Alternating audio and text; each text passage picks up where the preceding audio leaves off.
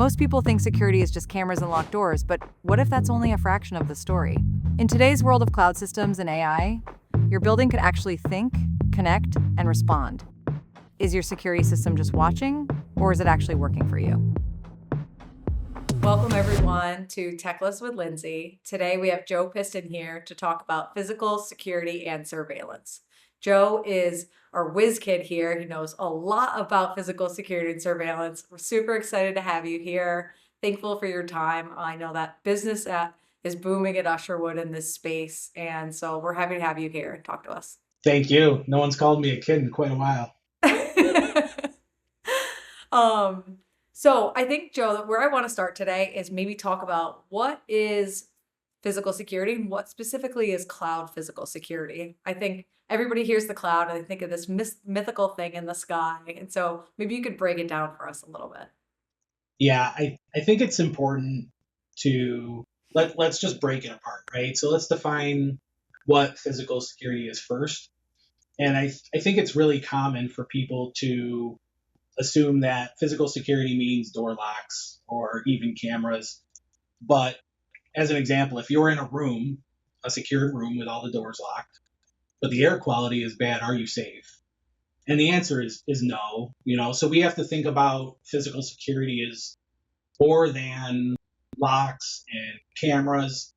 It's an all-encompassing thing, and it includes alarms, environmental sensors, the access control, and even guest management systems, so you can track who's in your facility. If we take all that information and we add the cloud aspect back to it again, we now have a system that can do all those things, but now those systems all work together in a cloud-connected platform. Awesome. I think that was really helpful to explain that, it's not just the classic camera on the outside of your door looking at the parking lot, that it's really the total environment of your office or wherever space that you need. It is. It's all encompassing, and it's a mindset of trying to look at the bigger picture of how do I want to manage and process all the events, anything that could happen throughout the day, and then what are the tools that I can use to accomplish that. Awesome. That's super helpful. And I think that this is probably a question for later, but I think it really makes sense to ask it now. We hear a lot about AI and how AI can do all these amazing things for us. And all the tools now you talk about have AI built in. And a lot of it, again, seems kind of pie in the sky stuff. But in security and surveillance, I think it has really good applications. And so, what is a use case for AI in this space? Well, if we back up, the trick is to think of each device as a sensor. So if it's a camera, it's a sensor. And if each sensor is acting on its own individual capabilities, then overall context is lost. And so a human is needed to piece it together. And I mean, in all honesty, it usually happens after the event has occurred, right? So Yeah. it's this thing that you're researching, and it's taking your time to put all these pieces together. The industry as a whole is moving towards treating sensors as just edge data collection, and the cloud layer is acting as like contextual and in a correlation engine where it's gathering all this stuff and putting it in. Once you've done that, you start piping it through the AI, and now you have an integrated system with a decision layer, and that is assisting with the actions, pushing contextual alerts, suggesting responses, right? Maybe it knows your priorities of who to call or what to do, and it can suggest those to you. So it's an assistance to allow you to make better decisions because it's presenting you with options as opposed to looking at one individual thing. That's awesome. So if you take the conversation about the cloud and all of this data is going into the cloud, then the AI kind of adds this layer of, okay, what do I do with all this information? And kind of what does it mean to me? That's 100% correct. And this is where it gets really good because we go from someone being seen at a back door and you being alerted, right? That's like pre-existing technology right now. What we get with the AI and the cloud assistants is cross-camera correlation, basically behavior modeling, um, awareness of the environment across time, or even pattern detection. So rather than just an alert of someone being at the back door, you're adding in a decision engine powered by AI. So you're getting the proactive alerts, but it's based on someone who may be moving against the flow of pedestrian traffic, or someone who avoided the main entry and went around the building, someone who didn't use an access card to get in the building, right? They were let in. It's contextual intelligence. And we're already seeing this with slip and fall detection, flight detection, proactive notifications for people who aren't wearing PPE in areas that they're required to. So we're already seeing this in real time right now. That's really cool. When you were talking, I was thinking about like the OSHA applications and, kind of the workplace safety and general, the flow of your business and what's going on. Because like you said before, you would have to wait for something bad to happen and you couldn't make a decision, before maybe something bad did happen. Because now you can get a notification that, hey, something might be a little bit awry or amiss, and we can kind of go take action now. Yeah, and it's a time saving thing too, for people who are using the system. So you're not limited to responding to events. You're being notified as things happen. So you have that contextual awareness, which is this is the key to where all this is going, right? This is allowing you to understand the situation in a more complete way, and so you can take the proper action initially rather than take an action and then learn from it and take another action. So it's a time saving, quicker responses, all of it.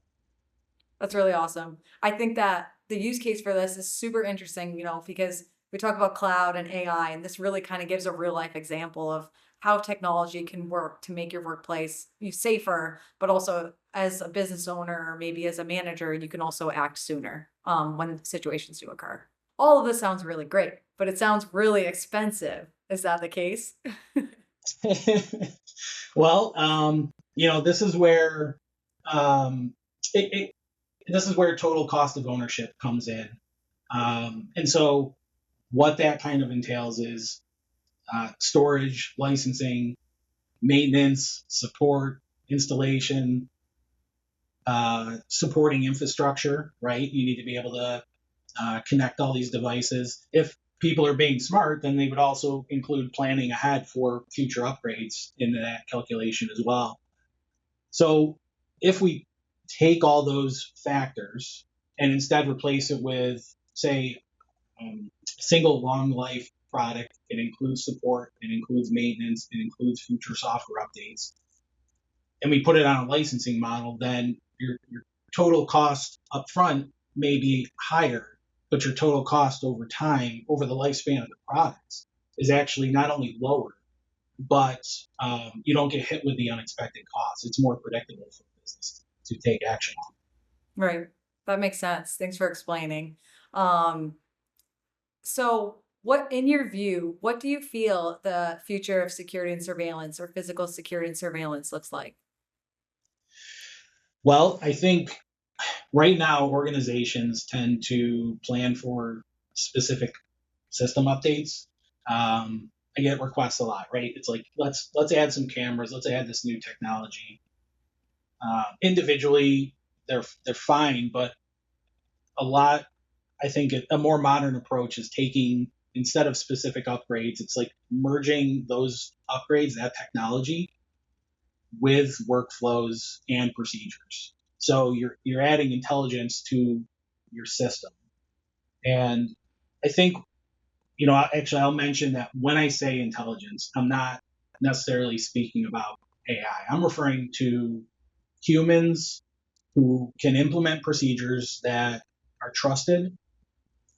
They've been tested, they're probably industry wide. They have safeguards built into them. It requires intentional design, and then the employees and the visitors inherently stay within the confines of the system that's been built.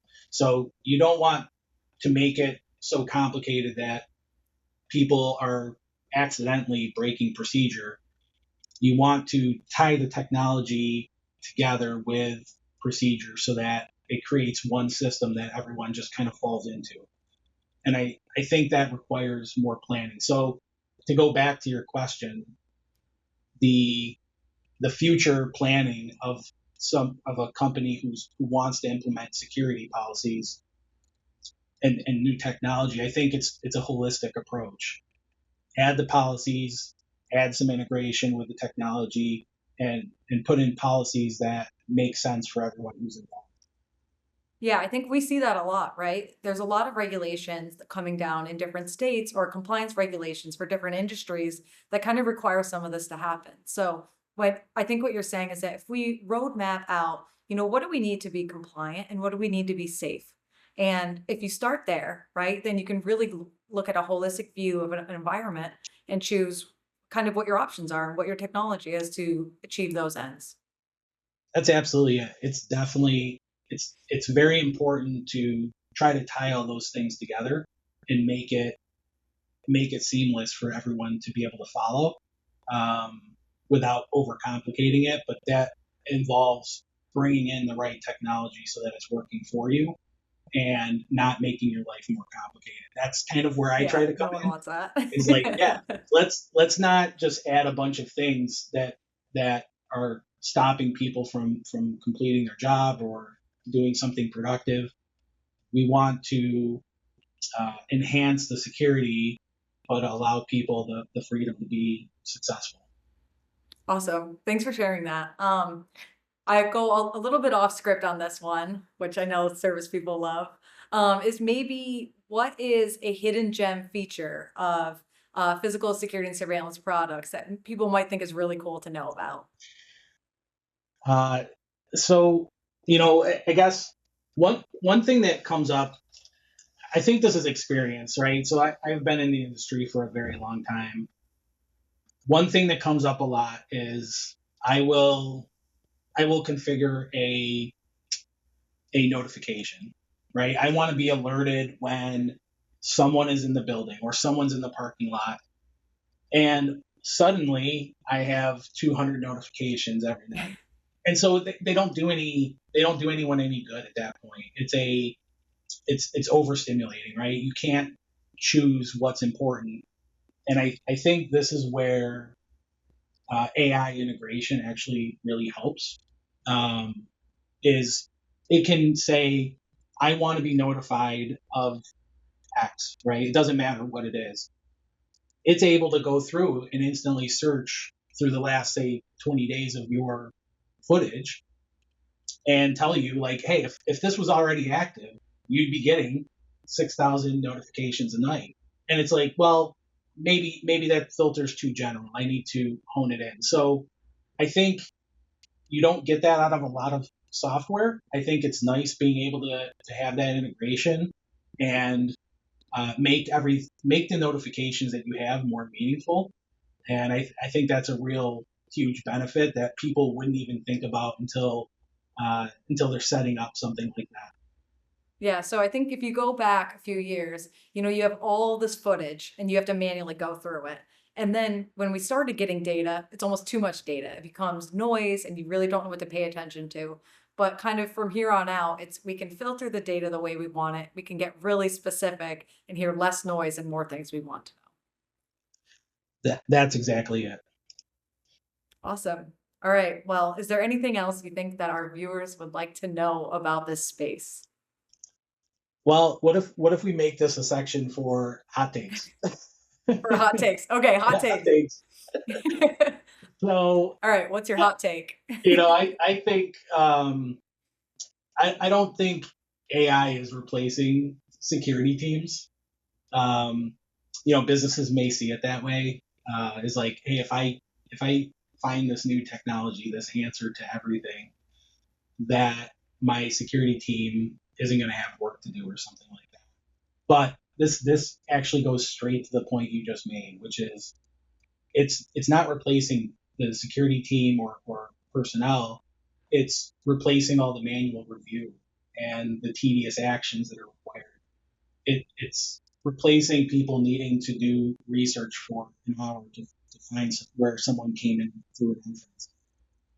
It's already done for you. Your job is now to decide how to take action on that with the context of the policies of the company and your industry experience and knowledge of the people involved. That's where the human comes in and can make a better choice. The AI is filtering all that noise for you, and I think it's one of the biggest tasks we all do on a daily basis. It's filtering noise. How do I know when to take action and when not to? If something is assisting with that, that's what its purpose is for. That's where it's good. That's the goal. That's awesome. Human critical thinking still required. I love it, Agreed. but becoming more efficient. So that's really Yeah, helpful. absolutely.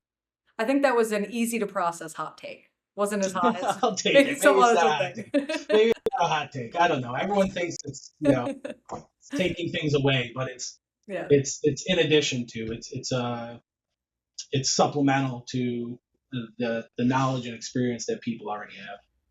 Yeah. Awesome. All right. Well, unless you have anything else, appreciate you taking the time today and coming to speak with us. Lindsay, thanks so much.